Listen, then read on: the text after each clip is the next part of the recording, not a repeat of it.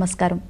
ప్రముఖుల అర్థాంగుల అంతరంగాలను ఆవిష్కరిస్తోంది home minister. ఇవాల్టి home minister కార్యక్రమంలో మనతో పాటు ప్రముఖ అంకాలజిస్ట్ డాక్టర్ మోహన్ వంశీ గారి సతీమణి డాక్టర్ పద్మజ గారు మనతో పాటు ఉన్నారు. వారిని అడిగి వారి అంతరంగాలను మనతో షేర్ చేసుకుందాం. నమస్తే అండి పద్మజ గారు.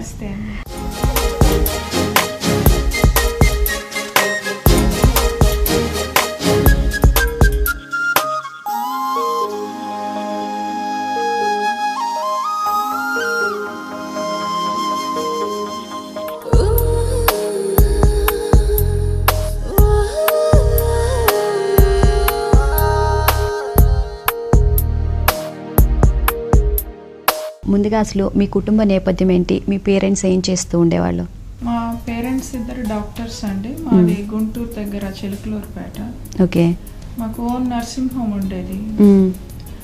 చాలా పెద్దది, 1 ఏకర్లో ఉండేది. మా పేరెంట్స్ ఇద్దరు డాక్టర్స్ కాబట్టి ఇప్పుడు అందరూ అప్పుడు అంటే ఇది 20 years బ్యాక్ అందరూ మెడిసిన్ చదువుదాము అని అనుకున్నారు కాబట్టి నాకు కూడా ఫస్ట్ టైం సీట్ వచ్చింది పక్కనే గుంటూరు మెడికల్ కాలేజ్లో. అందుకే మెడిసిన్ చేశాను. ఓకే. మా మదర్తో నేను నీలాగా ఇంత కష్టపడలేను అంటే మా మదర్ అంత కష్టం నువ్వు పడక్కర్లేదు, ఏదైనా స్కిన్ చేసుకొని లైట్గా స్కిన్ కానీ ఏదైనా రేడియో డయాగ్నోసిస్ కానీ వేరే బ్రాంచెస్ చేసుకొని లైట్గా ప్రాక్టీస్ చేసుకోవచ్చు, నువ్వు సెల్ఫ్ సఫిషియెంట్గా ఉంటావు, ఎవరి మీద డిపెండ్ అవ్వక్కర్లేదు అని అన్నారు. అందుకని చేశాను. ఓకే.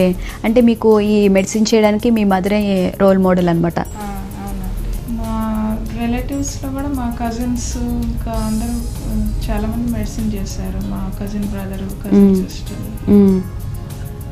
మా ఫాదర్ సైడ్ మా ఫాదర్ ఒక్కళ్ళే డాక్టరు. ఓకే. మా మదర్ సైడ్ రిలేటివ్స్లో చాలామంది డాక్టర్స్ ఉన్నారు. అంటే మీ మదర్ గైనకాలజిస్ట్, మీరు కూడా గైనకాలజిస్టే. సో మీకు ఎలాంటి కోఆపరేషన్ అందించారు గైనిక్కి సంబంధించి? ఎలాంటి ఇట్లా చేస్తే బాగుంటుంది అట్లా అని చెప్పి తోడ్పాటు? మా మదర్ తను సింగిల్గానే అన్నీ చేయగలిగేవాళ్ళు. అప్పుడు అక్కడ ఊర్లలో ఎనస్థెటిస్ అంత ఫ్రీక్వెంట్గా అవైలబుల్ ఉండరు, పిలిచేవాళ్ళు. వాళ్ళు ఎనస్థీషియా ఇవ్వలేని కేసెస్ కూడా మా మదర్ తనే ఇచ్చి చేయగలిగేవాళ్ళు. ఊరికే ఎనస్థిస్ట్ స్టాండ్ బైగానే ఉండేవాళ్ళు. మా మదర్ అంత బోల్డ్ కాదు నేను. మా మదర్ చాలా ఇండివిజువల్ లేడీ. ఓకే. గైనకాలజిస్ట్ అయినా కూడా వేరే ప్రాబ్లమ్స్ కూడా ట్యాకిల్ చేయగలిగేవాళ్ళు. జనరల్ ప్రాక్టీషనర్స్ కాబట్టి వాళ్ళు అన్నీ చేస్తారు. ఓకే. మా ఫాదర్ కూడా. ఇప్పుడు ఇక్కడ సిటీలో అంటే స్పెషాలిటీ ప్రాక్టీస్ వచ్చేసింది, వాళ్ళ బ్రాంచ్ తప్పితే ఏం చేయరు. మా మదర్ మామూలుగా తనకి జనరల్ నాలెడ్జ్ ఎక్కువ, అన్ని ట్యాకిల్ చేయగలిగేవాళ్ళు. ఆ ఊర్లో సెకండ్ లేడీ డాక్టర్. చాలా మందికి మా మదర్ అంటే చాలా అభిమానం ఉంది. ఇప్పుడు మన బ్యాడ్మింటన్ స్టార్ గోపిచందన్ మదరే డెలివర్ చేశారు. ఓకే. సో మరి తర్వాత మీకు మ్యారేజ్ అయిపోయింది కదా, మెడిసిన్ అయిన తర్వాత. మరి మోహన్ వంశీ గారితో మీకు లవ్ మ్యారేజా, అరేంజ్డ్ మ్యారేజా? మాది అరేంజ్డ్ మ్యారేజ్ అయింది.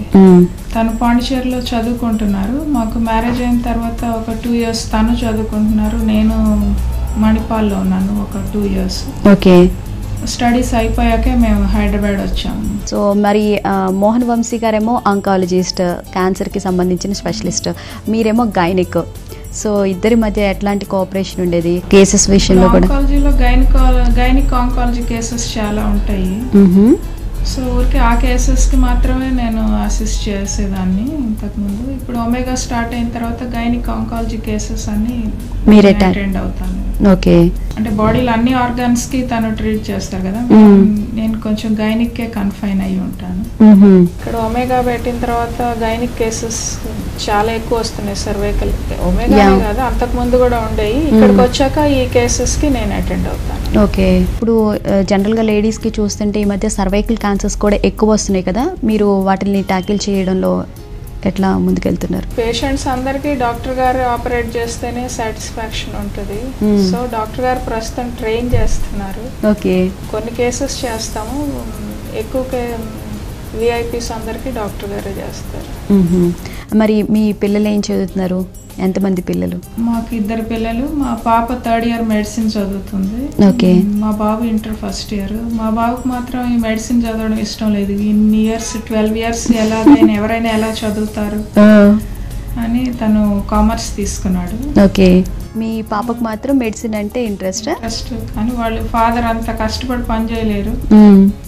ఈ రోజుల్లో అంత అవసరం ఉండదేమో వాళ్ళకి. ఓకే, తీసుకున్నారు కానీ వాళ్ళు కొంచెం లైట్ తీసుకుంటారు ప్రతిదీ కూడా. మరి మీ పాప మెడిసిన్ చేయడానికి మీరు ఎలాంటి తోడ్పాటుని సహకారాన్ని అందిస్తున్నారు? తను అడిగితే చెప్తాము, మేము ఎంకరేజ్ చేస్తున్నాము. ఇది ఫాదర్ దగ్గరే ఉంటే ఈజీగా ఉంటుంది, తను ట్రైన్ చేస్తారు అని. కానీ అవి మాత్రం మీ షాడోలో నేను బతుకుతాను. ఓకే, డాడీ అంత కష్టం నేను పడలేను, ఇండివిజువల్గా ఏదో వేరే కంట్రీలో ఉండాలని ఉంది. మరి ఫ్యూచర్ ఎలా ఉంటుందో తెలియదు. మరి మీరిద్దరూ డాక్టర్సే కదా, మరి చిన్నప్పుడు పిల్లలతో టైం స్పెండ్ చేయడానికి అసలు టైమే ఉండకపోవచ్చు. మరి వాళ్ళు చిన్నప్పుడు ఎవరు టేక్ కేర్ చేసేవాళ్ళు, వాళ్ళు ఎట్లా ఫీల్ అయ్యేవాళ్ళు టైం స్పెండ్ చేయట్లేదని?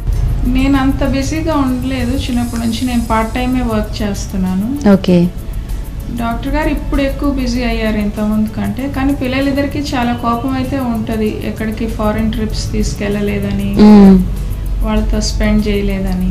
ఓకే, డాక్టర్ గారికి ఏమో ప్రొఫెషన్ తప్పితే ఇంకా వేరే దాని మీద ఫ్యామిలీ లైఫ్ మిస్ అయిపోతున్నారు. పిల్లలిద్దరికి ఎప్పుడు ఆ డిస్సాటిస్ఫాక్షన్, గ్రడ్జ్ అయితే ఉంటుంది. మరి ఇప్పుడు ఏమంటున్నారు? ఇప్పుడు వాళ్ళకి ఫ్రెండ్ సర్కిల్ చాలా పెద్దది అయిపోయింది, చాలా బిజీ అయిపోయారు. ఇప్పుడు ఎప్పుడైనా మేము రమ్మంటేనే వాళ్ళకి రావడానికి ఇష్టం ఉండదు. మరి ఎప్పుడు బిజీగానే ఉంటారు కదా, మరి ఫంక్షన్స్ కానీ అట్లా మూవీస్కి అట్లా ఏమైనా ప్లాన్ చేసుకున్నా కూడా మరి మోహన్ వంశీ గారు వచ్చే అవకాశం ఏమైనా ఉంటుందా? అసలు సడన్గా మళ్ళీ ఏదన్నా కేసు వస్తే అట్లా మిస్ అయ్యే అవకాశం ఉంటుంది కదా. యూజువల్గా లేట్గానే వెళ్తారు కాబట్టి ఫంక్షన్స్కి ఇంకా ఈ వర్క్ అంతా పూర్తి చేసుకొని వెళ్తారు. డాక్టర్ గారు ఒక్కోసారి ఇప్పుడు ఫంక్షన్స్కి వెళ్ళేపటికి వాళ్ళు వెళ్ళిపోతూ ఎదురొస్తున్నారు. ట్రై చేస్తారు, అందరూ చాలా దగ్గరకు వచ్చి చాలా అభిమానంగా పిలుస్తారు కాబట్టి డాక్టర్ గారు అటెండ్ అవ్వాలని అనుకుంటారు, వెళ్ళినంత వరకు వెళ్తారు. ఓకే, మరి మోహన్ వంశీ గారికి ప్రముఖ ఆంకాలజిస్ట్గా చాలా పెద్ద పేరుంది. ఒక భారీగా మీరు దాన్ని ఎట్లా ఫీల్ అవుతున్నారు? డాక్టర్ గారు పేషెంట్స్కి దేవుడు కాబట్టి ఆయనకి వీలైనంత సహకారం అందించాలి. మేమేం కంప్లైంట్ చేయకూడదు. ఏదో లైఫ్లో చిన్న చిన్న ప్రాబ్లమ్స్ ఉంటాయి, డాక్టర్ గారికి ఏమో అంత టైం కేటాయించడానికి వీలు ఉండదు. ఓకే, వీలైనంత వరకు ట్యాకిల్ చేస్తాం. కానీ మాకు కోపం వస్తానే ఉంటుంది ఎప్పుడు. సరే, ఏదో ఒకటి లైఫ్లో లైట్గా తీసుకోవాలి కదా, అన్నీ అందరికీ ఉండవు. దేవుడు ఇచ్చిందే మనం స్వీకరించాలి. అంత పేరు ప్రతిష్టలు ఉన్న భర్త దొరకడం చాలా అరుదు. దానికి నేను అంత న్యాయం చేయలేకపోతున్నానేమో అనిపిస్తుంది. ఓకే, డాక్టర్ గారు మంచి భోజన ప్రియులు, కానీ అంత తనకి ఇష్టమైనంత బాగా వండడం నాకు రాదు. We are making an effort. Okay, కానీ అంత చేయలేకపోతున్నాను. అంటే నాన్ వెజ్ ఎక్కువ ఇష్టపడతారా? వెజిటేరియన్ 10 years అయింది. ఓకే, మా పిల్లలు నాన్ వెజ్ కొంచెం తింటారు, మేమందరం వెజిటేరియన్. సో అంటే డాక్టర్ గారికి ఇంట్లో ఫుడ్ మీ చేతి వంట తినడం చాలా ఇష్టం అనమాట. అట్లయితే నా చేతి వంట కాదు, మా అత్తగారి చేతి వంట తినడం ఇష్టం. మా అత్తగారు ఇప్పుడు కొంచెం పెద్ద అయిపోయారు కదా, ఎక్కువగా మా అత్తగారిదే ఇష్టము. తనకి విజయవాడ వాళ్ళది. ఓకే, విజయవాడ పచ్చళ్ళు, విజయవాడ రుచులే ఇష్టం. ఈ నార్త్ ఇండియన్ కంటే ప్లెయిన్ సౌత్ ఇండియన్ ఫుడ్ ఇష్టపడతారు. మా అబ్బాయి మమ్మల్ని సూపర్ మ్యాన్ కి, బ్యాట్ మ్యాన్ కి కూడా తీసుకెళ్ళాడు. ఏదో బ్యాలెన్స్ చేసుకోవాలి మొత్తం అని నేను అంటాను. మనం ఇంకా సాధించాలి అని అనుకుంటూ ఉంటాను.